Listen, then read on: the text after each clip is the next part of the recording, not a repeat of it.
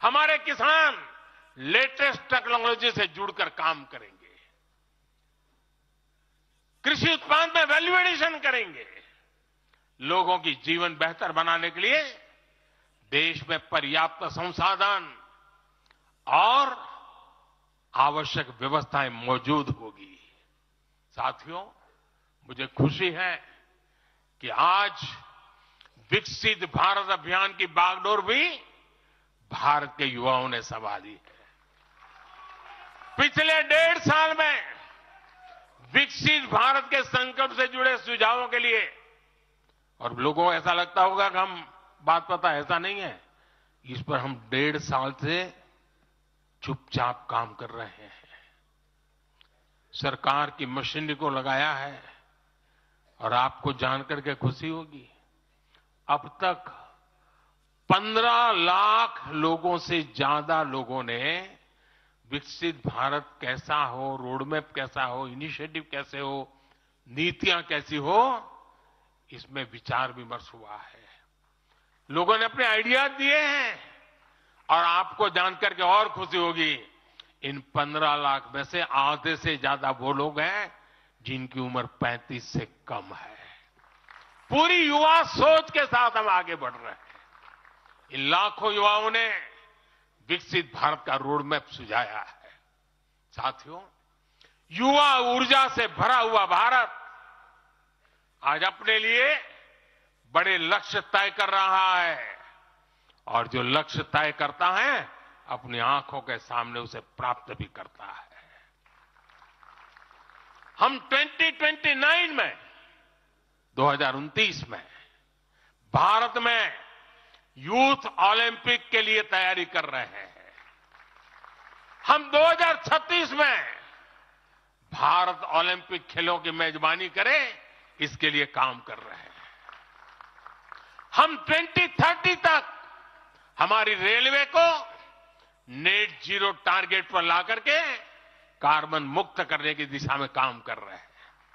हम 2030 के बजाय अपनी टारगेट डेट से 5 साल पहले ही पेट्रोल में 20% इथेनॉल ब्लेंडिंग का लक्ष्य भी हासिल कर लेंगे।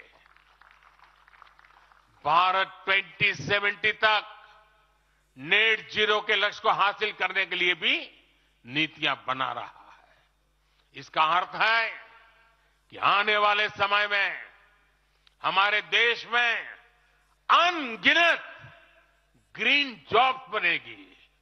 साथियों, विकसित भारत वो नहीं होगा जिसका भविष्य भाग्य के भरोसे हो।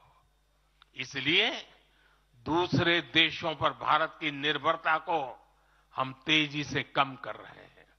इसलिए हम देश के लिए बड़े लक्ष्य बना रहे हैं और उनके लिए योजनाबद्ध तरीके से काम भी कर रहे हैं। भविष्य में हम एक ऐसा भारत देखेंगे जिसे लाखों करोड़ रुपए का खाद्य तेल बाहर से लाने की जरूरत नहीं होगी। हमारे पाम ऑयल मिशन की मदद से हमारे किसान इतने सशक्त हो जाएंगे कि वो देश के पैसों की बचत कर सके। बीते कुछ वर्षों में दलहन, तिलहन और श्री अन्न के लिए विशेष नीतियां बनाई है, जिससे छोटे छोटे किसानों को मदद हो रही है।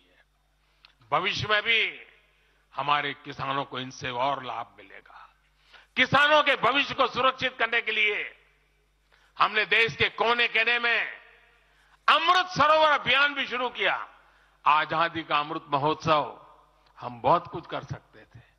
हम दिल्ली के अंदर कोई एक बड़ा ताबूत खड़ा कर दे के नाम लिखवा सकते थे कि आजादी के अमृत काल में मोदी जी ये बना के गए।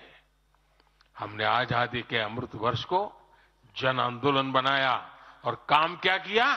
तालाब बनाए। हर गांव में जब तालाब बनते हैं ना, वो किसान को सुरक्षित करते हैं, शुद्ध पानी की गारंटी देते हैं, जमीन उर्वरक बना देते हैं। लंबे भविष्य को सोच करके ऐसे काम हम करते हैं। और इस अभियान के तहत देश में अब तक 60,000 से ज्यादा नए सरोवर बनाए जा चुके हैं। 60,000 तालाब शायद ही किसी सरकार के नसीब में इतना बड़ा काम करने का सौभाग्य आया होगा। ये सरोवर जल सुरक्षा सुनिश्चित करने में किसानों की मदद करेंगे। आज ग्रीन हाइड्रोजन से जुड़े अभियान और सोलर रूफटॉप मिशन के कारण देश रिन्यूएबल एनर्जी के क्षेत्र में भी तेजी से आगे बढ़ रहा है। बहुत जल्द भारत दुनिया का सेमीकंडक्टर हब बनेगा और इससे पूरी दुनिया में नई कंप्यूटिंग रिवॉल्यूशन को भी भारत गति देने का निमित्त बनने वाला है। पोर्ट लेड ग्रोथ से पब्लिक ट्रांसपोर्ट तक आने वाले समय में हर क्षेत्र को नई ऊंचाई मिल सकेगी। साथियों, भाजपा आज देश का एकमात्र दल है जो एक भारत श्रेष्ठ भारत की भावना के प्रति इतना आग्रही भी है और इतना समर्पित भी है। मैं पिछले महीने के अपने अनुभवों को भी कभी भूल नहीं सकता।